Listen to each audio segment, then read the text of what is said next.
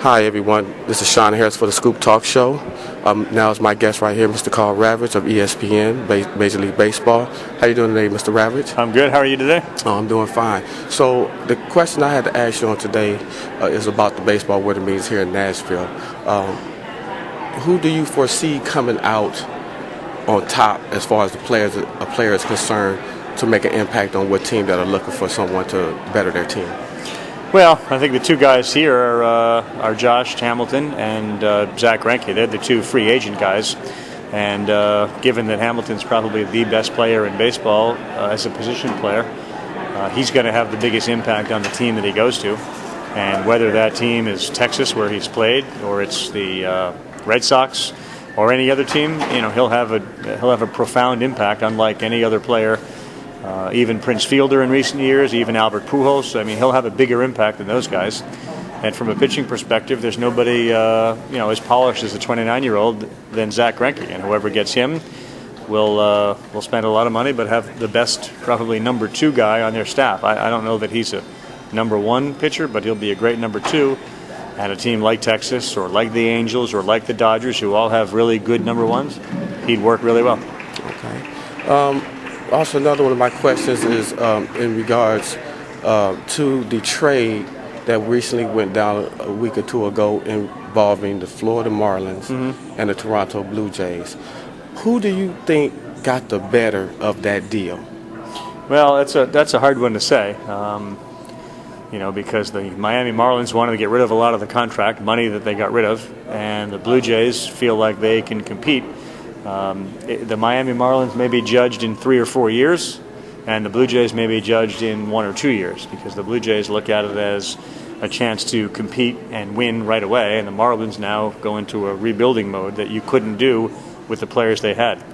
So it's really a two-pronged answer. In the short term, the Blue Jays will win if they win, okay. And in the long term, the Marlins will win if they can rebuild in 4 or 5 years. Okay. Now, I'm from Kalamazoo, Michigan, and a lot of the fans out there are big, huge Tigers fans. And when the Tigers went to the World Series against the Giants and couldn't get the job done, right, a lot of them was rolling for the head call of Jimmy Leyland to be fired as head coach. But instead of releasing him out from the Tigers organization, they kind of rewarded him by giving him a contract extension for 1 year. Do you think that the Tiger organization should have kept Leyland, or they should have went with another, or tried to seek another coach? I would not have traded him. I don't know that I've ever seen a manager who has been responsible for a team winning or losing any games.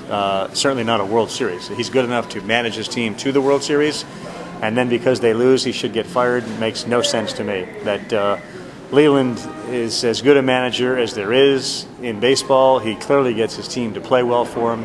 He has good players, but he also is often criticized for either sticking with certain players, not necessarily managing his bullpen great. Every manager has faults that you can highlight.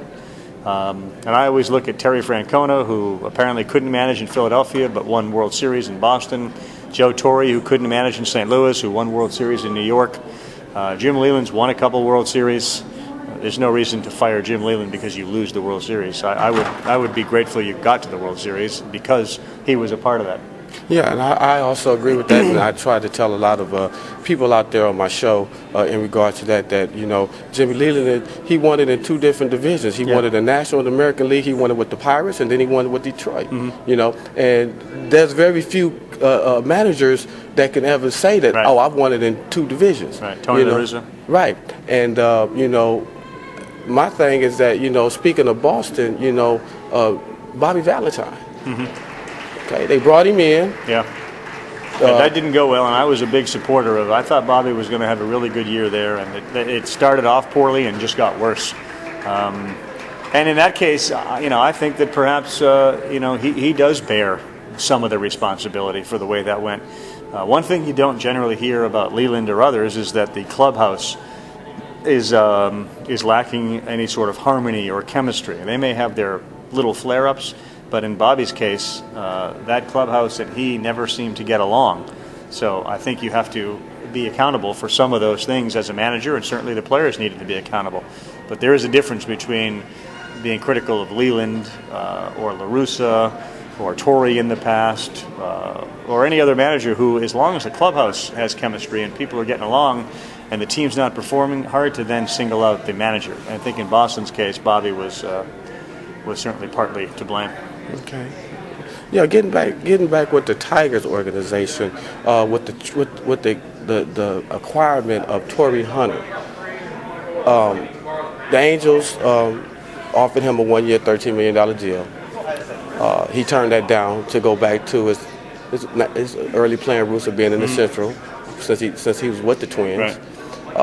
How big of a move was that for the Tigers to acquire him to help them get back to the World Series? I don't know. I think it's bigger for Torrey than it was for them. I mean, they, one thing they can do is hit the ball. I know that they didn't in the World Series, but they won the Central because of Verlander and their hitting. Their offense was great.